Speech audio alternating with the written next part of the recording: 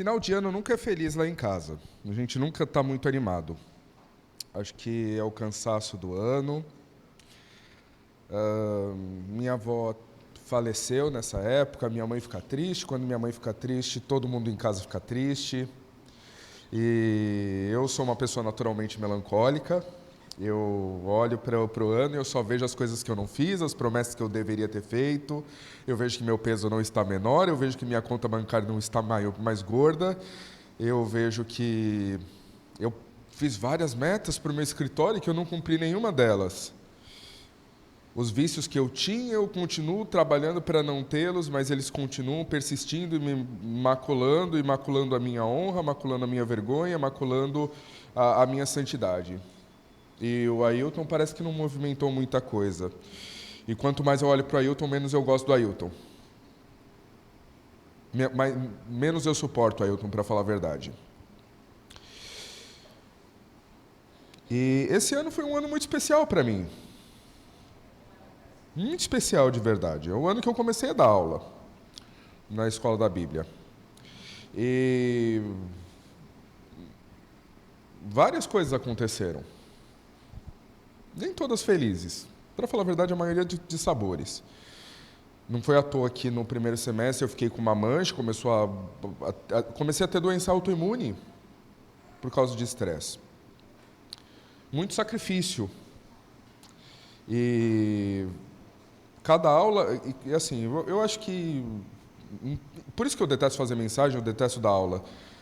É um certo confissório você falar da palavra do Senhor. Porque senão fica hipócrita. Se eu falar sobre coisas que não são importantes para mim, eu vou falar e não tem autenticidade. Mas quando eu busco estudar, eu tento, de verdade, colocar eu tento olhar o santo e sempre que eu olho o divino, eu encontro só defeitos em mim. E bate uma tristeza muito grande, eu vou ser sincero.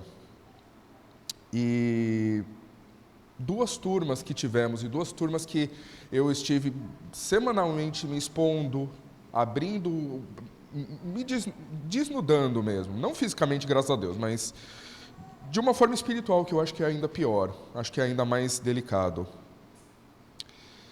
E eu vejo quantas pessoas fizeram isso, não foi só eu. Quantas pessoas estavam envolvidas na equipe? Quantas pessoas valiosas? Quantas pessoas que se sacrificaram e não foram pagas para isso?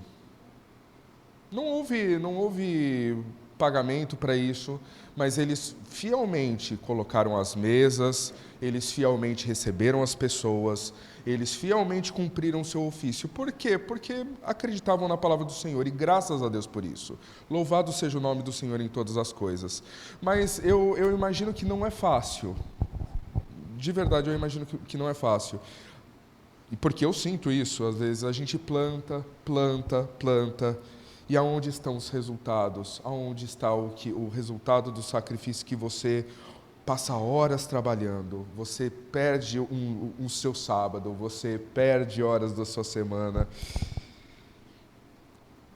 E daí eu olho Moisés, eu olho Abraão, eu olho pessoas tão grandiosas e eu falo, Senhor, o que eu estou fazendo aqui? O que eu estou fazendo aqui? Eu olho Paulo, eu falo, meu Deus, olha o que Paulo estava fazendo e olha o que eu estou fazendo, e eu acho que o pouco que eu estou fazendo é muito, e eu sou uma pessoa muito frustrada por isso. Então, assim, final de ano é o momento de eu fazer o check-up, mas o check-up nunca é positivo, nunca é um saldo azul. Sempre é muito difícil para mim. Mas eu comecei a pensar essa semana, porque, afinal, nós passamos a semana refletindo sobre o que falar sobre a congregação. E eu começo eu tive uma... Estudando, eu pensei em Moisés. E nós olhamos Moisés 6 mil anos depois, nós olhamos Moisés, e olhamos Moisés de uma forma quase endeusada. O homem mais manso de sua época. O homem mais sereno. O homem que abriu o Mar Vermelho. O homem que liderou o povo por 40 anos. Olha o grande herói. Mas é fácil nós olharmos o resultado das pessoas 6 mil anos depois. É fácil nós tirarmos uma conclusão quando já passou muito tempo da morte da pessoa. Nós podemos olhar um herói. Um herói que os hebreus não viam como herói. Ele ficou 40 anos morando na casa do grande traidor, que é o faraó, o grande perseguidor do povo hebreu. Se alguma coisa para os hebreus Moisés ele era um traíra. Ele era uma pessoa que não se dá para confiar. Porque enquanto o povo todo estava escravizado, Moisés estava lá comendo daquilo que a gente estava trabalhando escravizado para manter. Se existe algum palácio que nós estamos suportando, que nós estamos tentando construir, é para que Moisés vá lá brincar de reizinho. Depois, os próprios egípcios não reconheciam ele. Porque é o filho do faraó, mas ele nunca vai ser filho do faraó. Ele sempre é o hebreuzinho que foi adotado. Ele nunca vai ser um igual entre os iguais. Ele sempre vai ser o diferente, o pior, o excluído, a cota. E depois, não apenas isso, mas quando tinha seus 40 anos, ele vai e ainda mata um egípcio, um patrício nosso ele mata. Então ele não era bem quisto pelos hebreus, ele não era bem quisto pelos egípcios. E o que ele faz? Ele foge. Ele fica 40 anos fugido, ele vai para o meio do nada. Literalmente, Midian era o meio do nada. E depois ele volta. E depois de 40 anos, quando tinha 40 anos já, ele fugiu, mais 40 anos quando ele tem 80 anos. E eu acho que poucas pessoas, acho que não tem ninguém aqui com 80 anos. Nós somos muito mais jovens que Moisés. Mas 80 anos de insucesso, de um homem que não era amado pelos hebreus, não era amado pelos egípcios, ele é chamado por Deus para falar uma mensagem extraordinária de liberdade, para aquelas pessoas que não reconheciam ele, contra aquelas pessoas que desprezavam ele. Só tem um problema. Ele, além de ter uma vida de 80 anos de inutilidade que não prestou para nada do que ele fez, para aquele momento, ele ainda é gago.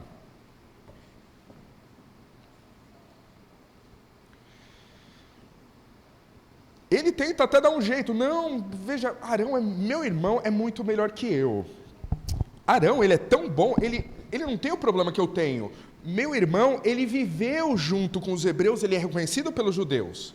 Meu irmão, inclusive, por não ter um passado negro com os egípcios, ele é a melhor pessoa. Ele fala bem, ele não tem ficha criminal com os egípcios, ele é reconhecido pelos hebreus. Olha que pessoa ótima, Deus.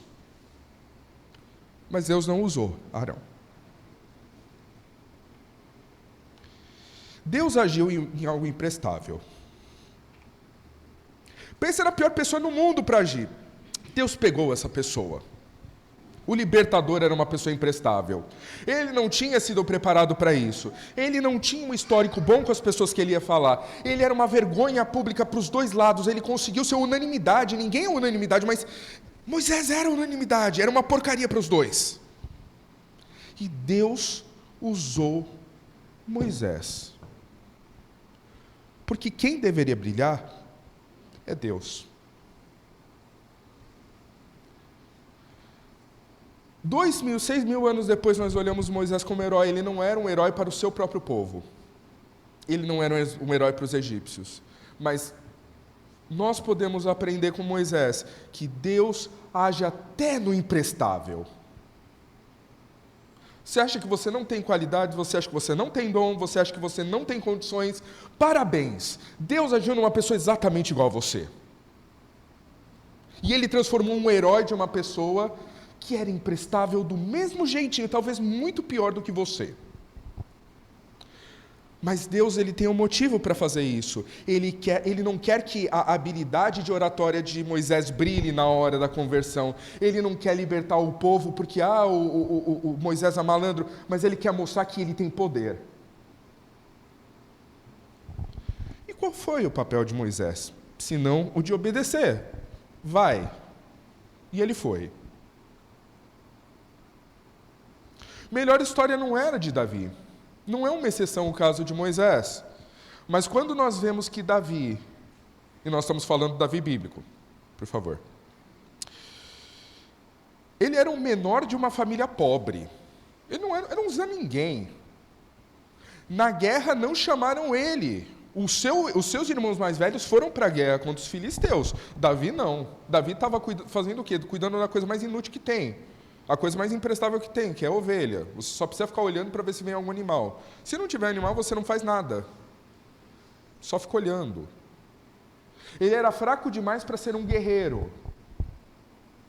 Ninguém esperava que ele fosse usar uma cota de malha de Saul, porque ele não teria condição de resistir. Ele não tinha condição de usar a proteção.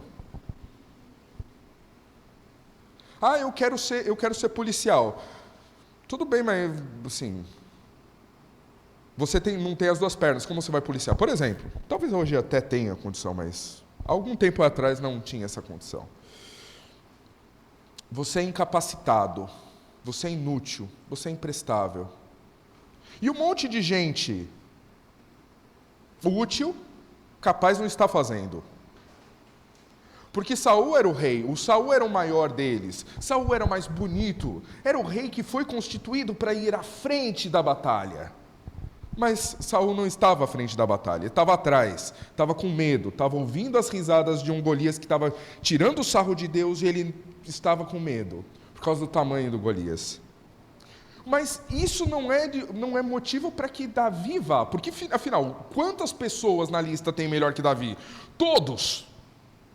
Todos eram melhor que Davi. Qual honra poderia aquele fracote, aquele magricelo, aquele homem que não estava acostumado com estratégia de guerra, ele não estava acostumado com estratégia militar, nem com batalhas, nem como você interagir com o seu inimigo. Ele não estava preparado para nada. Ele estava preparado para cuidar de ovelha. Animais inúteis. Eu sei, eu gosto de lã de ovelha, eu gosto de carne de cordeiro, mas ela só serve para ser comida, só para isso.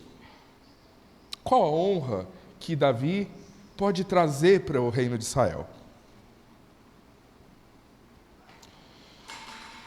Nós vemos que Deus não precisa de guerreiros para batalhar suas guerras. Deus não precisa de pessoas que sejam habilidosas em falar, pessoas que sejam habilidosas em cantar, pessoas que sejam habilidosas em adorar. Deus não precisa de pessoas habilidosas em fazer sermões, em evangelizar, em fazer marketing, em publicidade. Deus não precisa. Deus, ele tem capacidade de lutar suas próprias batalhas. Ele não precisava de mais ninguém, a ponto de até a pessoa mais inútil ser encaixada. Porque quem lutaria? Aquela batalha é Deus. Nós temos a certeza que não foi Davi que ganhou. Mas então qual foi a genialidade de Davi? Por que foi ele e não os outros? Porque ele teve fé suficiente para obedecer. E talvez, e convenhamos, quando eu faço, e sinceramente, quando eu faço no final do ano a lista das vergonhas do Ailton, eu não vejo diminuir muito essas vergonhas, a lista das vergonhas. Mas eu não preciso focar nas minhas vergonhas, eu preciso focar na minha fé. Você precisa focar na sua fé. Porque se você tiver fé de que não é você, mas que é Deus que está lutando, nós podemos ter a certeza que vai haver vitória. Se for ele que estiver lutando, vai haver vitória. E uma última história, porque eu não vou ficar falando horas de história. Eu quero fazer uma mensagem simples com uma mensagem simples, mas que traga alguma repercussão. Pelo menos para mim repercutiu muito essa semana. E eu vejo Maria como não como a mulher endeusada por muitos dentro do próprio cristianismo. Mas era uma mulher, uma menina solteira não, porque ela já tinha promessa de casamento, mas era uma menina pobre, de uma família pobre, tinha vida simples, uma menina correta, tentava adorar a Deus, mas, nossa, ela era a mais bonita de seu tempo, como Ruth foi, a Bíblia não fala isso. Ela era uma mulher sábia, como Abigail era, a Bíblia também não fala isso. Ela era uma mulher virtuosa, mas que, como a maioria das mulheres virtuosas, e existe uma grande beleza nisso, as virtudes não aparecem porque ela se mantém dentro da sua modéstia. Então as pessoas olhavam para Maria e não viam uma garota extremamente bonita, não estou falando que era extremamente feia também. Ela não era uma garota que chamava atenção dentro da sua escola, dentro da sua... A gente sabe que não existia escola para mulheres nessa época, mas não era uma mulher extraordinária. Mas ela guardava o extraordinário.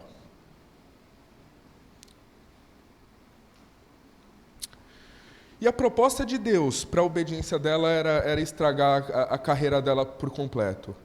A gente vê Moisés que ele tentou matar, o egípcio fazendo a coisa certa do modo errado. Maria, obedecer a Deus e fazer o certo para Deus era difamação na certa. Porque o que acontece quando uma mulher solteira, uma mulher que não teve marido, aparece grávida? Hoje a gente tem uma tolerância muito maior, mas mesmo há 100 anos atrás, há 50 anos atrás, uma menina solteira e grávida... Agora vamos voltar a 2000 anos atrás. Imagina o tamanho do sofrimento dessa menina. Imagina o tamanho do sofrimento de José. Saber que aquela mulher que ele esperou anos, que ele criou condições para se casar, ela estava grávida. A ponto de amar tanto ela que... Não, eu vou fugir, porque daí as pessoas pensam que eu fiz o errado e você é a inocente. Olha o amor. Existe um sacrifício enorme em obedecer a palavra do Senhor. Existe, quando ela aceitou, ela sabia, e a mesma coisa de um convite, vamos evangelizar lá no Estado Islâmico, vamos lá para a Líbia, vamos lá para a Síria evangelizar o Senhor e falar publicamente do Senhor. Você sabe qual é o seu resultado, o que você vai receber. Ela sabia exatamente qual era o resultado de, olha, você terá o Messias. Senhor, mas eu sou virgem, mas o Espírito virá. Não, Senhor, tira daqui porque eu não quero esse problema para mim. Eu não quero problema, eu quero viver minha vida normal. Mas não, ela aceita a vontade de Deus. E a vida dela, a partir desse momento, então vira um mar de rosas? Não. A partir desse momento, ela tem que fugir. Ela é mal falada, ela tem que fugir de casa, ela tem que ficar na casa das tias até a barriga crescer. Depois, ela tem o filho, ela tem que ir para Belém. Em Belém, os parentes que moram, porque ela era judia. Com certeza tinham parentes, mas os parentes não aceitaram aquele tipo de mulher na minha casa. Mulher que não está casada e que tem filho, não. Agora está casada e tem filho, mas o filho é depois. O filho foi antes dela casar. Eu não quero esse tipo de má fama na minha família. A ponto dela ela literalmente tem que dormir junto com animais. Ah, mas aí ficou melhor? Não. Depois disso, ela tem que fugir para o Egito, se tornar uma refugiada pobre no Egito, para depois de um tempo ela ter que fugir de novo e ir lá para Nazaré. E olha que vida sofrida dessa mulher.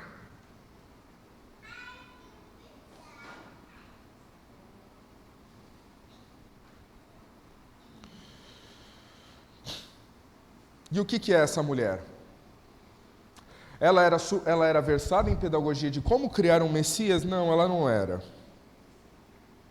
Ela era uma mulher extremamente bonita, uma mulher rica, uma mulher poderosa, uma mulher extremamente sábia? Não, ela não era. Ela era uma Zé Ninguém, com boas intenções, que buscava fazer o correto, mas nada além disso. Uma humana qualquer. Não era fama, poder ou glória que completaria a missão de Jesus.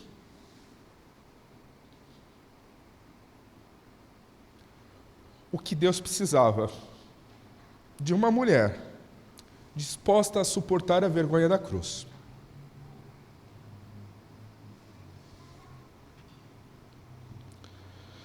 E isso nos leva a uma saga do herói. Da composição, hoje em dia existem até estruturas de como você criar uma história boa, que o conceito se chama a saga do herói. É interessante que olhar os heróis antigos e ver que eles não são pessoas que pisavam e flores nasciam conforme eles pisavam, ou que o vento era sempre fresco onde eles iam, ou que um brilho ou uma argola existia dentro deles. Eles eram Zé Manés e provavelmente pessoas que não eram benquistas. pessoas que não eram bem amadas pelos seus próprios, pelos seus iguais. Isso nos leva a uma conclusão, que sim, você é uma pessoa imprestável, desculpe falar isso. Quando você olha para si mesmo e quando você olha sinceramente para você mesmo, você vê defeitos, você vê problemas. E você vê que, como eu vou trabalhar com isso se eu não estou apto a fazer isso? Como eu vou trabalhar com um Senhor que é perfeito, um Senhor que é luz, que é retidão, quando eu não sou retidão, quando eu não sou luz, quando eu não sou exemplo para porcaria nenhuma? E esse conceito me cativou muito essa semana. Deus não opera planos por causa de você.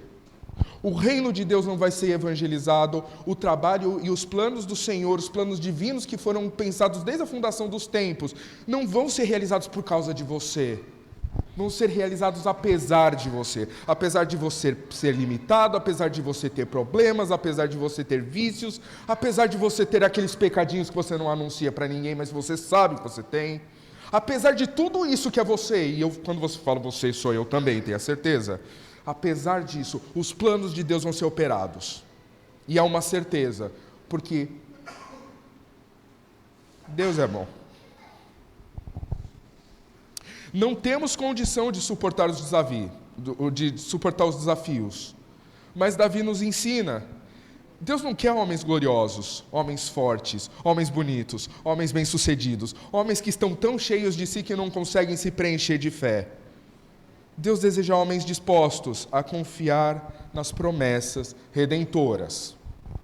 De forma que eu, você ou qualquer pessoa que estamos na mesma limitação, que estamos no mesmo problema, estamos nessa mesma jornada de defeitos, nós temos condição de cumprir, de preencher o que Deus vai fazer. Deus usa materiais péssimos, materiais podres, materiais ruins e consegue criar grandes obras de arte com isso. Nossos sacrifícios são tantos. E eu vejo muito, me comove muito, mexe muito, toca muito no meu coração isso. Nós tentamos nos sacrificar e parece que não está dando em nada. Os resultados parecem ser tão tímidos. Mas Maria nos ensina que Deus não precisa de pessoas instruídas, não precisa de pessoas que vão ver resultados, frutos. Muito pelo contrário, você fazer o certo parece que dá tudo errado, e eu estou tentando fazer o certo e cada vez está pior. E cada vez eu sou mais perseguido, cada vez eu vejo menos coisas boas. Eu sou foragido, eu sou perseguido, eu sou mal falado. Mas Deus procura pessoas que estão dispostas a carregar o fardo da obediência.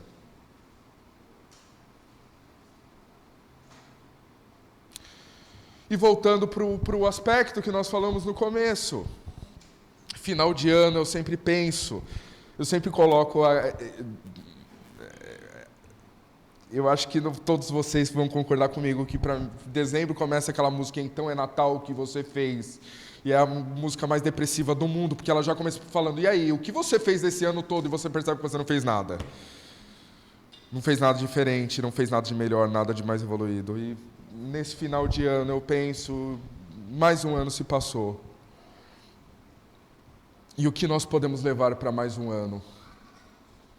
A minha exortação para vocês é que tanto vocês quanto eu, vocês sabem que minhas mensagens, eu busco mensagens que cortam na minha própria carne, de verdade.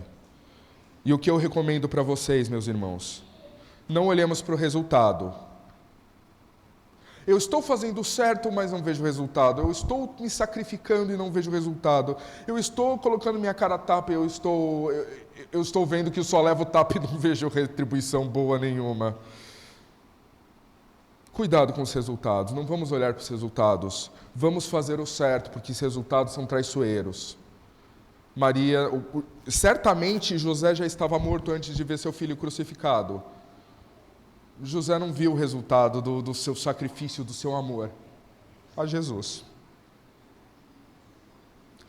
O resultado de Moisés também não foi muito feliz, ele viu o sofrimento. Davi, então, ele viu o problema de seus próprios filhos, ele não... Cuidado com os resultados. Nós não dependemos deles para ser salvos, nós não dependemos dele para ter redenção e não dependemos dele para saber que o plano de Deus foi completo na nossa vida. Não vamos olhar para os nossos insucessos. Eu não sei falar direito, eu não sei trabalhar direito, eu não sou focado, eu não sou animado, eu não sou organizado, eu não sou isso, eu não sou aquilo. Não olhe para os seus insucessos. Deus não precisou de pessoas perfeitas no passado para ele agir, fazer planos extraordinários para o estabelecimento da igreja, para o estabelecimento do reino dele, do santo reino dele. Ele não precisa hoje de pessoas perfeitas. Ele precisa de pessoas obedientes, pessoas dispostas, pessoas que estão dispostas a dar a cara a tapa. Não olhemos para os sacrifícios, porque eu sei o quão grandes são os sacrifícios de você manter e de você procurar o caminho da santidade.